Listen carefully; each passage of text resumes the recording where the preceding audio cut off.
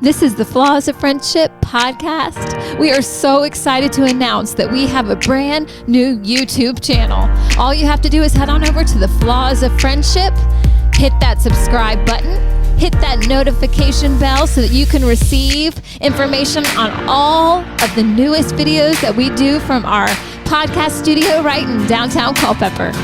This is episode 28, the 3 key benefits to having a friend who will walk in your shoes when life gives you lemons. Have you ever heard of the phrase, when life gives you lemons, make lemonade? Well, here at The Flaws, we're learning the valuable lesson that although this life is guaranteed to give us lemons, the benefits of true friendship will provide an extra pair of hands to help us squeeze them. Woohoo! We squeezing some stuff today. I just think can you tell them how Alexis told you that sentence? Oh, yeah. Well, Alexis. Oh, that's so like fun. Alexis in your head? I thought her name was Alexa.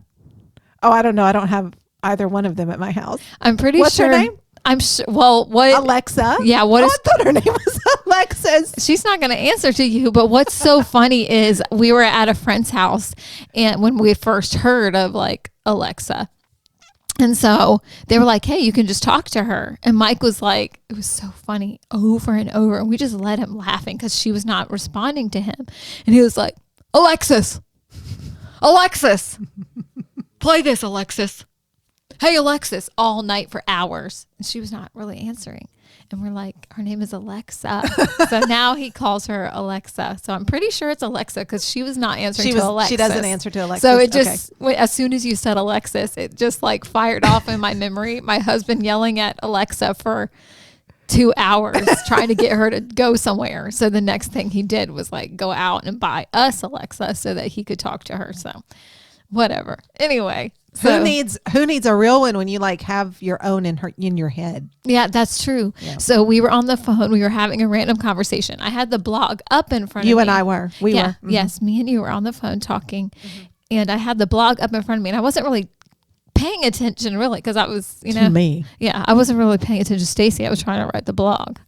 No, that's not what was happening. I really was doing my best to pay attention, but it happened to be up. And I looked down, and in that moment, I got the sentence. And I said, wait a minute, Stacy. I just had a sentence to me. No, what you said is, something is happening to me. Hold on. Oh. I was like, oh my gosh. Something is happening to her. So I gave it a minute to happen before I said, what is happening to you? Uh-huh.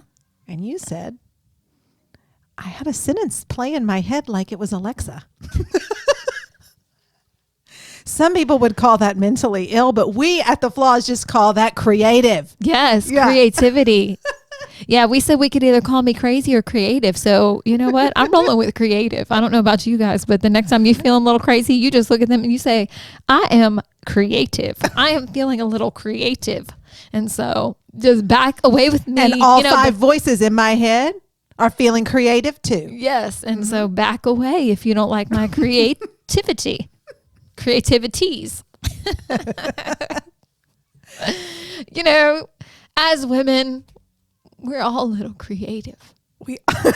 That's what my husband says, at least. Y'all women, you're all creative. Crazy. I'll take that as a compliment, Michael Haynes. Yeah, really. Yeah.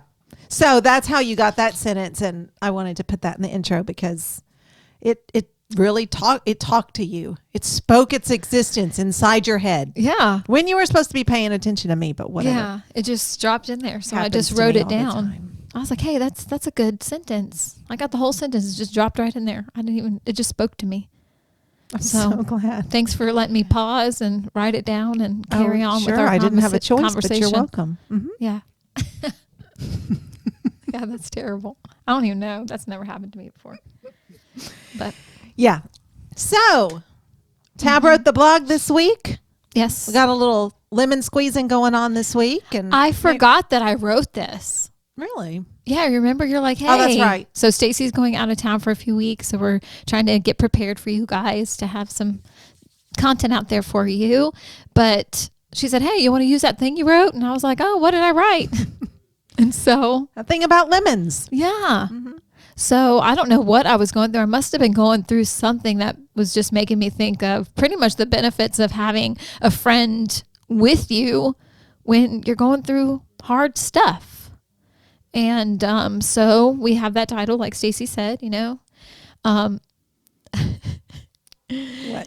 Next week, you'll see in the blog, you'll hear about what I did to her to get the photo for this blog, because when she walked in the door, I was like, come on, I have an idea for a picture.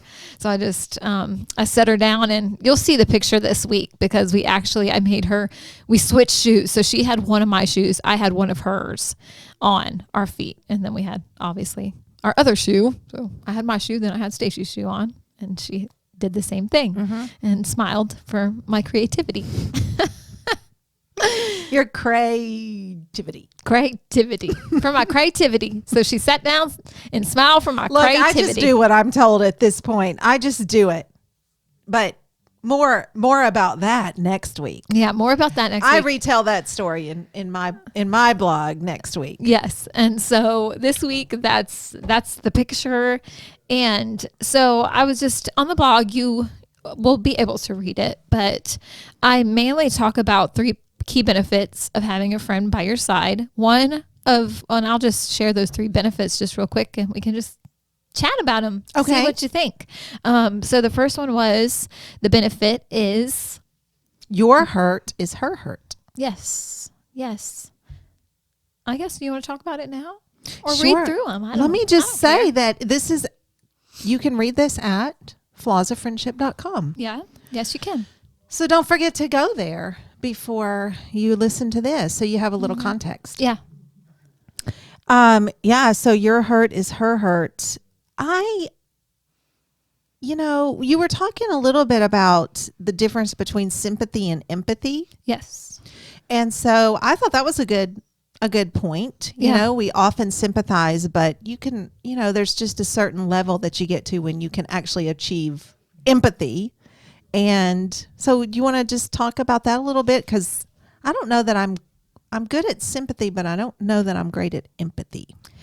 Yeah, I just thought about, if somebody is really, truly going to walk with you, walk a mile in your shoes, like they say, if you really want to be a good friend during these hard times, I realize that there's a difference between looking at somebody and feeling bad for them.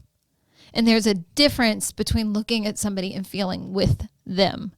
And I think as friends, it would be so good if we could just take that extra step to say, not only do I see that you're hurting, and not push past it and be like, you know what? Today you didn't feel good today. I could have just been like, oh, okay, I'm sorry. Now let's just buck up, little camper. Yeah, we have a podcast to record. But I want to learn how to take it a step farther and say, hey, I'm so sorry that you're feeling bad. Like, is there anything I can get you? Do you need anything? How can I make your life a little easier knowing that you don't? While you come over and record the podcast. And even if it came down to it, even if I would hate it, but I would be willing to say, even if you can't record the podcast, even though that would be the hardest of things for me to have to say in that conversation, because we do want to keep it going. But to be able to say that and be okay with it, Yeah. And so there's just a difference. We just had a loss in the family, and my husband just lost his mama, which is it was unexpected and just really sad and terrible. And so his grandmother, her mother, was here, and there was this moment where she was really sad. And later on, she was like, Tabitha was so sweet. And it was just funny because she just lost her daughter. Should we be any other way to her but kind? Probably not. Just in normalcy. Right. Just not even going above and beyond. If somebody is hurting, there should be a little bit of, okay, the focus is on them. Yeah. But I noticed more in that moment that I didn't just say, man, she must be hurting. I was just holding my child, and I was like, it clicked. She just lost her child. And no matter how old they are, they're still your babies, right? I hear that. Like, no matter how old they get, they're still my babies. They're still my child. And I just looked at mine, and I was like, she lost hers. And I just began to weep with her. And so there was a crossover from just saying, okay, I'm sorry you lost something significant to really tapping into what that meant to her and the hurt that was happening, and that she recognized and had to say something about it later. Mm-hmm. And so I want us to be friends who people say something later because they don't understand what happened, because it was different than what normally happens. And she proved it right there, that a lot of people are saying, oh, I'm sorry for your loss. But she noticed that I felt it with her and it was different. So, Yeah. Crazy. I was actually going to say something and it just flew. It just Flew away. the cuckoo nest. The creative nest. Yeah. Yeah. Oh, well, and there are people who are specifically like gifted in this area. Like they are the feelers. Yes. They literally can take on the burdens of one another. And that's such a gift to the body of Christ. Yeah. Like to have those people. Yeah. But I think this is an important conversation, because for those of us who, I don't naturally go and like take on everything of someone else. But just the awareness that in those moments, I don't have to walk around picking up everybody's baggage all the time. That's not healthy. No. But to be able just to be conscious in those moments to say, I'm going to try to step in here for a minute. And actually, I'm not going to just say, oh, I don't do that, so I'm just not going to try. Yeah, that's yours. You keep that. I'm sorry for you. Yeah. Let's move on. I don't want to get bogged down in your grief and like pain. a quick moving on. Like, yeah. And then just in those moments, I think for me, it's going to remind me to ask the Lord just in this moment really quickly, Lord, if she needs me to feel something, would you help me feel it with her? Yeah. And not for her, but with her, like you said. Yeah, exactly. And I think as friends, I feel like I would feel like somebody was more my friend, more intimately connected with me when they could feel what I feel. Whether they understand it or not, they care enough about me to take the time to be there with me. Because when you're at least try. Yeah, because when you're in pain, when you're going through, when life is giving you lemons, like we're talking about, those are the hardships, and they come to everybody, and they're going to come to you. They're going to come to me. And it's that pause to say, I'm going to recognize that something hard is happening, and I'm going to sit with you for a minute. So it's just like that first initial, I'm going to hurt when you hurt. Yeah. It's like an awareness. Yeah, just like that first awareness. And then I go into my second point, which is she helps to press through the pain. So this, and I'm just going to go to the third point too, and she can help turn the bitter to sweet. So there's something where you recognize that my friend is hurting, and I'm going to sit with her. I'm going to be with her. And then I'm actually going to help her start processing through this and actually bring some joy, because scripture tells us that a friend can literally awaken us. It can take the brokenness, and actually they see the brokenness and they bring joy. And so I'm tapping into that. It was like such a relief knowing that God gave us the gift of a friend to rush in when we're hurting, to actually help us heal, but that it is a process and we can't jump over it. We can't sweep it under a rug. We actually have to look at it. We have to sit in it, and we have to, like I'm talking about making lemons, we got to squeeze all that pain out, squeeze all if we want to cry, we're going to cry together. If we're going to scream, we're going to scream. If somebody has to hit something, I'll find somebody for you to hit, don't hit me. Knowing you will offer me as the offering. I would never, because you're so tiny. Here, hit her. We were talking about steel magnolias. That was like, here. And what cracks me up is, I don't know if you guys have seen steel magnolias, but one of them had lost her daughter. They're at the graveside, and she's just like, I want to hit something. I'm so mad.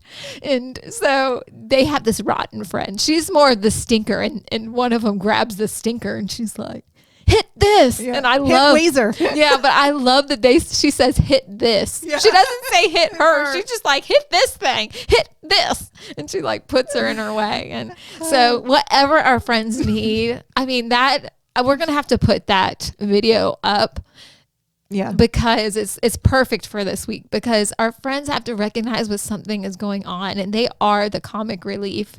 They bring the sweet to the bitterness. And I talk about how like they have a way of during the midst of your brokenness, they have a way of breaking the aloneness off of your brokenness. Mm-hmm. And so we have the opportunity to really just tap in to that, knowing, wow, what power you wield to be somebody who can actually awaken joy in somebody that is broken, and somebody that's going through something horribly hard. And so, yeah. It reminds me of a very weird example, but I'm going to tell it. Yeah, go ahead. Okay. Do you remember that event that I hosted at my house? It was a women's event.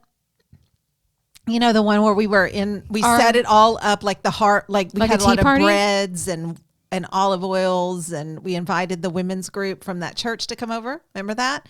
And I had a migraine the whole week leading up to it. Do you remember? Yeah. Do you know what I'm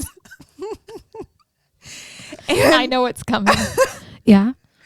And so the first thing was that Tabitha knew I was getting my whole house ready. I had little kids at the time. My husband had taken the kids, all three of our little kids, to his parents for the day just to give me time. And you knew I didn't feel good. So you did come over and you helped me like set up all the chairs, and we were wiping, cleaning stuff that needed to be cleaned. And I mean, I literally had been struggling with a migraine all week. I felt awful. Mm-hmm. But I was like, I'm not calling this thing off. Yeah. So that was in and of itself. Like, you jumped in, you were like, I know you feel bad. And so I'll be there at 1 and I'll do whatever you need. But here's the real, that's good in and of itself. But you guys are going to laugh. But after it was, so we made it through this, it was several hours long. Like, nobody wanted to leave. And I literally thought, if people don't get out of my house, I'm going to die. My head is going to burst open. Mm-hmm. But everybody finally left. But Tabitha and our friend Tara stayed behind, and they knew I was in agony. Nobody else did. I didn't announce it. I didn't say anything, but they knew. Yeah. And so they said, sit down. And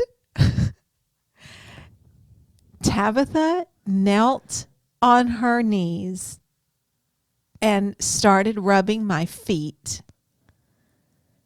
And Tara started rubbing my shoulders and my neck. And when I say they sat there with me, I don't mean 10 hours. I mean 10 minutes. I literally think they sat there with me for like an hour. It was like an hour. Literally rubbing my feet, talking to me, laughing with me, and rubbing my shoulders and my neck. And by the time I actually went to sleep that night, and even though the migraine was lingering, they took all the pain away. Like, it was just a dull ache at that point. I slept completely through the night, and I woke up pain-free. And I mean, that is some stepping into your friend's pain. Because to rub somebody's feet for an hour or and a I minute, don't really, I'm not right. like a foot toucher. Like, No. you don't have to touch mine. I don't have to touch yours. But I just remember the Lord saying, go rub her feet.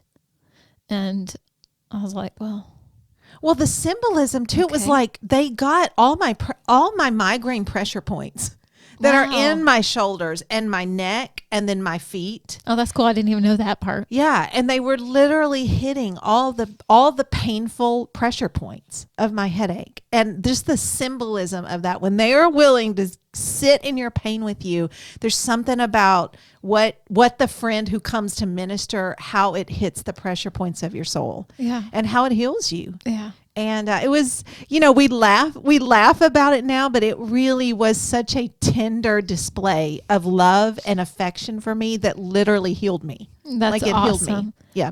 And so how cool to hear those stories, like, everywhere, because women just decided to love each other in the midst of pain. Yeah. And just, and most of the time, how often are people really sharing the pain? Like, your story proves that who is really going to know when you're really, really hurting and how much you're hurting? Because that whole party could have maybe noticed strain in your eyes or your voice at times, but didn't even think to ask, didn't even think to look. But the closest people to you knew. Yeah. And so we took it a step farther by, like you said, not knowing it and serving a little, but then really going that extra mile to stay to stay with you, to be with you, not leave you, and to do what we could to help. Well, it just draws such a huge parallel, even, think of a million different scenarios, but in this one, it's like most of the outskirts of your acquaintances and your friends will come because, there's a party hosted for me. And so I'm going to go and I'm going to receive, and you're supposed to. Like, that's why a hostess does that. You are supposed to. Definitely. But those closest to you are checking on you. Yes. And it's just it literally is such a privileged place, even to get to be that close to someone, that they can recognize when your eyes don't look right. Mm-hmm. They kind of recognize that when you're in the corner just a minute trying to like rub your temple because you think it's about to explode. Mm-hmm. Nobody else notices, but they do. Mm-hmm. And then they're the ones who can sit with you in it. And so, it can come in a million different ways. Y'all could have said, let us sit with you. Do you want some tea, or do you want to talk about your headache, or, or do you want us to leave? Do you want us to clean up and leave? Yeah. And I probably would have said, oh no, just go. But they did not ask me what I needed. They said, sit down and I'm going to do this part and I'm going to do this part. Like, there was no discussion. I think I even said no, because I thought, this is weird and I don't want to make them do this. It's humbling to sit there and receive that. It really, and especially when you don't feel good. Yes. Especially when you feel weak. Yes. And we've talked about this, like showing the belly to your friends. It's hard enough to, just be like, oh, I'm not strong right now. And to let go like that. And I'm not sure I can pay you back. I know tonight I can't. That's a really good. Yeah. I can't reciprocate this. And that's not what they wanted. Mm-mm. No, I think we should talk a little more about reciprocation, because I think that is a big thing that keeps us like, oh, if you do this for me, I have to do this for you, which I was reading a scripture that's talking about like outdo each other in love. Mm-hmm. And so, hey, there's always like, how fun to try. Yeah. How fun to try, but I really like that you brought that up, because that is like one of the biggest problems to recieving, is, are you going to be able to reciprocate? And if you can't, then you feel like I shouldn't receive it. But that's not the point. That's not the point. Reciprocation is not part of receiving. Right. Anyway, true receiving. Mm-hmm. So I like that. I do too. But it is hard. It is hard to receive that kind of love. But it's so beautiful. Do you think you'd be quicker to receive it again? Heck yeah. If you and Tara said, Stacy, sit down in that chair, I'd be like, and could you hand me that footstool? I'm going to put my feet up. Do you need a bowl this time? Because not only do I want you to rub them, but you can wash them too. Like, I would know what's coming. I'd be like, oh, let's just make it even also greater. I would change shirts, because I told you what happened. I had on this rayon type shirt. Tara rubbed my shoulders so well that I literally had like 3rd-degree burns the next morning in the place. So my migraine was gone. Let me tell you something. She ministered so well. It brought the fire and literally gave me rug burns. My shoulder. She is one beautifully strong woman. She is known for her strength. Man, her thumbs. I ain't wrestling. I'm never thumb wrestling with Tara. So I would know what to do. Oh, I've tried to arm wrestle her. No, I wouldn't do anything with Tara. No. Mm-mm. But, oh yeah, heck yeah, I could receive that. I'd be like, I know what's coming. And look, y'all need to try to outdo yourselves last time. Last time was an hour. We going for 2, girls. We going for 2 tonight. Can you light that candle? Could you make me some tea? Mm-hmm. I'd be laid out. Because what it did, I was going through such hard season of my life. Mm-hmm. And it was like, yes, they healed my migraine, but it was an overall healing of touch for me. Mm-hmm. And so it was so much deeper. Like, when you step into somebody's pain, you have no idea why God gave you that idea and the levels that you're administering healing to. You have no idea. Wow. that y'all didn't even know when you were doing it. Just that he You're just like, dang, I got to touch her feet. Yeah, I was like, ew. Okay, sit down. But see, I'm not afraid, you know. No, you will do it. Oh, I will. I've like done, yeah. Yeah, you done some crazy I will. stuff. I've kissed people's feet. Like, I don't know. I'll do what he tells me to do. I'm obedient. You are obedient. But I was like, you want me to touch her feet? Because well, back there's then, that first I think thing. it was a little odd. I mean, this was a long time ago. Yeah. So you weren't. We were newly friends, and you don't just say, hey. Get out, take off your shoes. Let me rub your feet. Yeah. That's so weird. it's just kind of strange. So I just had to get over that initial, like, I hope this is the Lord talking for one. And the prompt was, you know, I did. Oh, it was know. him, and I hear him again right now. I do. You know, I'm about to take a real hard trip tomorrow. I could use some loving. Some healing touch. She's going to be in the Here, car. y'all, we got to go. Turn up the music. And this has been the Flaws of Friendship podcast. Thanks for joining us. We're going off to our foot rubbing. My foot rubbing. I ain't rubbing her feet. I'll love her another way. Give you a popsicle. Oh. Oh. I noticed you didn't start the music. I didn't. Man, whatever. I didn't start that music. Stingy. You're not hearing the Lord right now. I will say this. Yeah.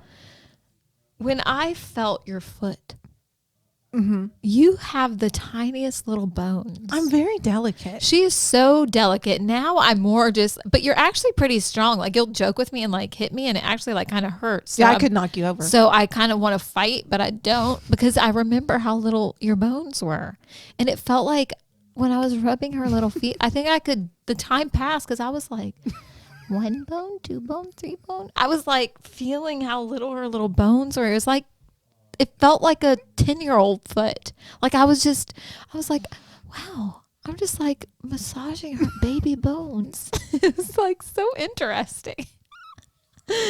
Now, I think I always said that if I did not have my miracle baby, that I would be a doctor. I was just going to go to medical school because I'm like just interested in that stuff. But so I was like, yeah, I'm feeling those things. You can feel them again if you want. Oh, nah. No, they might have changed. I still remember them. Oh, shoot. Okay. I think I'm going to remember those toes for about 10 years. Okay. Ask me again. It's been 10. It's been almost 10. Shoot. Maybe 9. Okay. 8.5. We're due.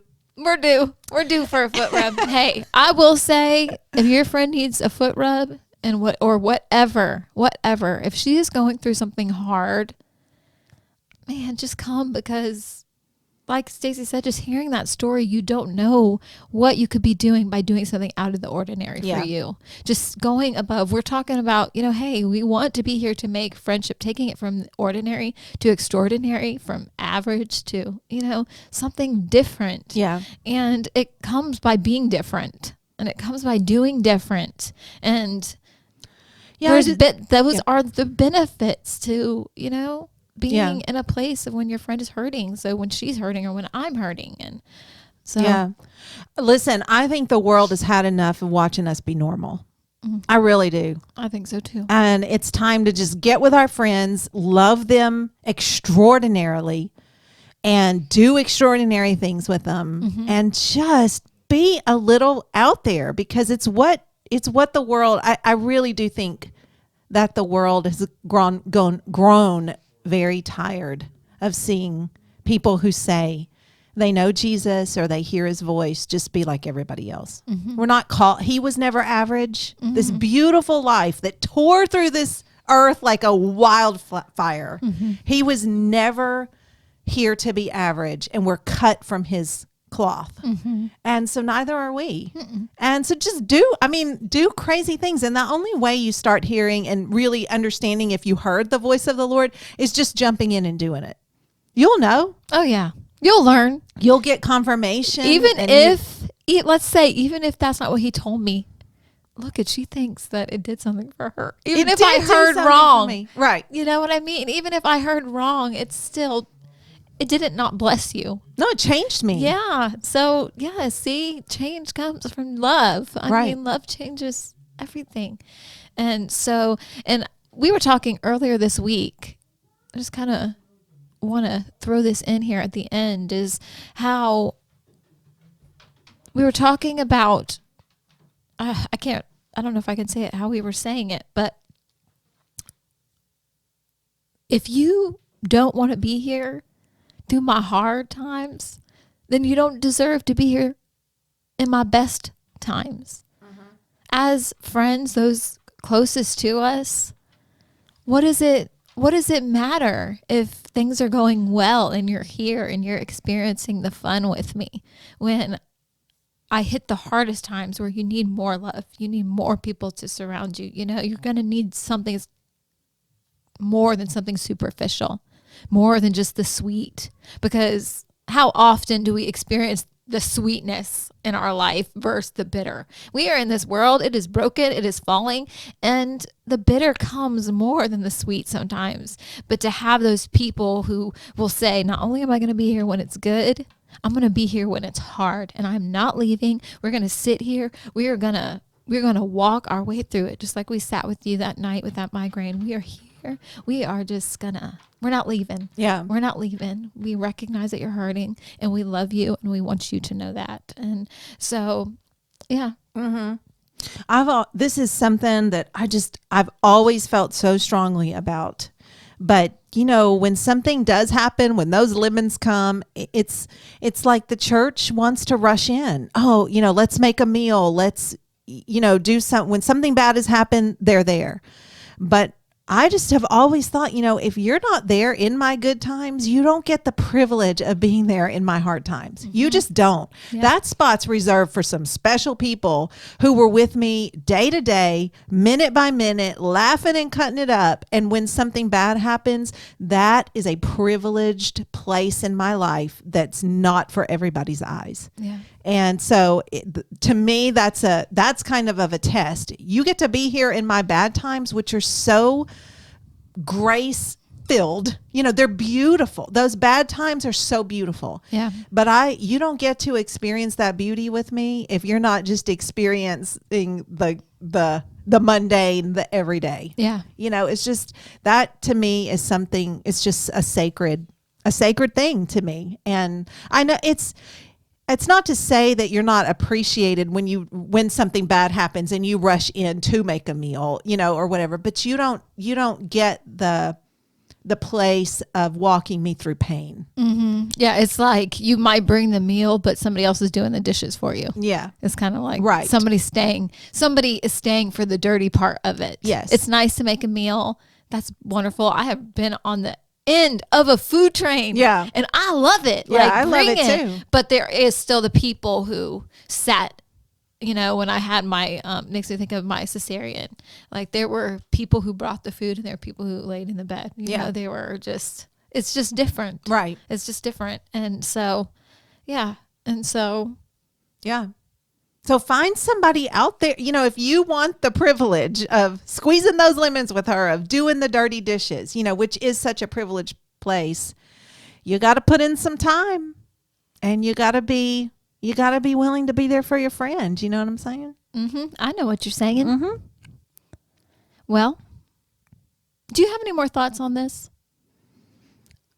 I'm sure I do, but none that I can really say right now. Okay. Because this is going to float right on over into the next one. Week, yeah. Honestly, I was going to say because it's snack time. It's snack time. Well, guys, I just want to read the last few lines of this week's blog with you. It says, when hard times come, a friend will be the first to arrive with 2 glasses, ice, and some sugar in their hands, ready to fill those dry cracks in your soul with laughter, love, and a little freshly squeezed lemonade. Those lemons never had a chance. Oh, we just pray this week that you have friends who are willing to wash those dishes for you, jump in the bed with you, rub those feet, whatever they got to do to show you that you are loved. We hope that you have a great week. Happy Friendship Friday. If you have enjoyed this, please like, subscribe, and share it with your friends. See you next week. Bye, guys. Bye-bye.